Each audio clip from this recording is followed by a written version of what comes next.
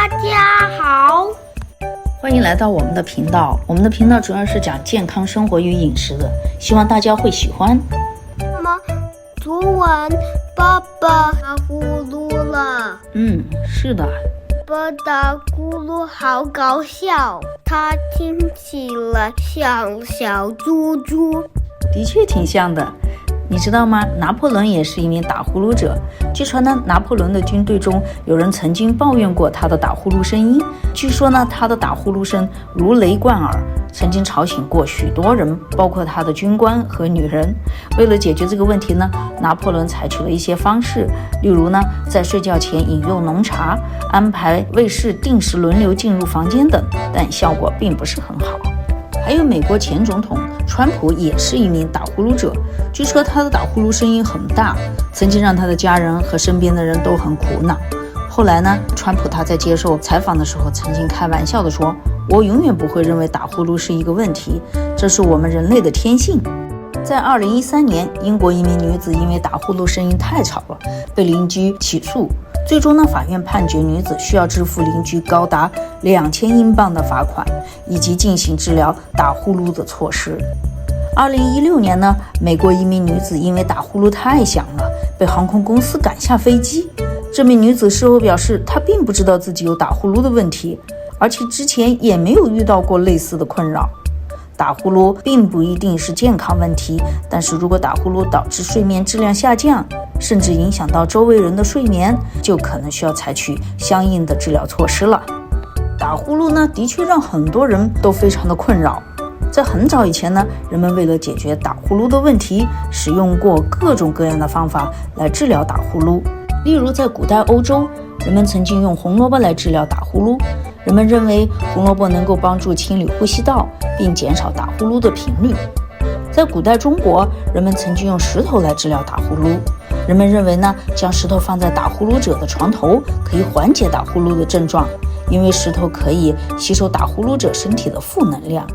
在中世纪欧洲呢，人们曾经使用杏仁来治疗打呼噜。人们认为杏仁可以缓解呼吸道炎症，并减少打呼噜的频率。在古代河南呢，人们曾经使用木鞋来治疗打呼噜。人们认为木鞋可以使打呼噜者的脚部肌肉更加紧张，从而呢就减少打呼噜的频率。据说在古代埃及，有些人呢会将鳄鱼蛋壳制成小球，放在打呼噜者的枕头下面，以减少打呼噜的声音。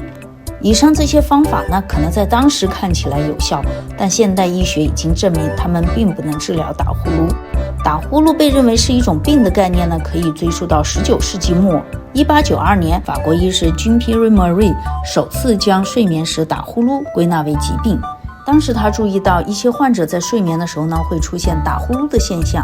这些患者呢，还伴随着其他症状，例如喉咙干燥啊、头痛等。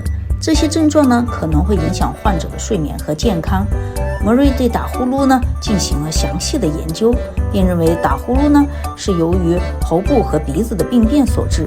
他还发现了一些患者的喉咙和鼻子存在变形或肿瘤等问题，这些问题导致了空气流通不畅，从而呢就引起了打呼噜。因此他将睡眠时打呼噜归纳为一种疾病，提出了相应的治疗方法，例如手术、药物治疗等。爸爸为什么打呼噜？儿子不用担心，他只是偶尔打呼噜，因为他的睡眠姿势不对，阻碍了呼吸才会打呼噜的。只要他换个睡觉的姿势呢，就不会再打呼噜了。当然了，打呼噜的原因有很多咯。当空气流经阻塞的鼻子和喉咙时候呢，会产生噪音，引起呼噜声。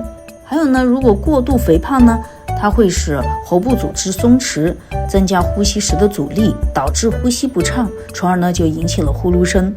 饮酒或者是服用镇静剂，这些物质呢可以使喉部肌肉松弛，导致呼吸不畅，也会引起呼噜声的。有时候呢睡姿不当也会引起呼噜声，就像你爸爸一样。例如仰睡会使舌头和软腭向后滑动，阻碍呼吸，这也会引起呼噜声。还有就是一些人天生就比较容易打呼噜，这可能呢与遗传有关了。对于轻度打呼噜呢，可以采取一些生活方式调整措施，例如改善睡眠姿势啊，避免饮酒和吸烟等习惯，减轻体重等。但是呢，对于中度到重度打呼噜及其相关疾病，如睡眠呼吸暂停综合症 OSA， 可以采取一些医疗手段进行治疗，例如持续气道正压通气治疗、口腔矫正器、手术等方法。这些方法呢，可以有效地改善患者的睡眠质量，缓解疾病的症状，提高生活质量。好了，今天就到这里了，谢谢你们的观看，下次再见。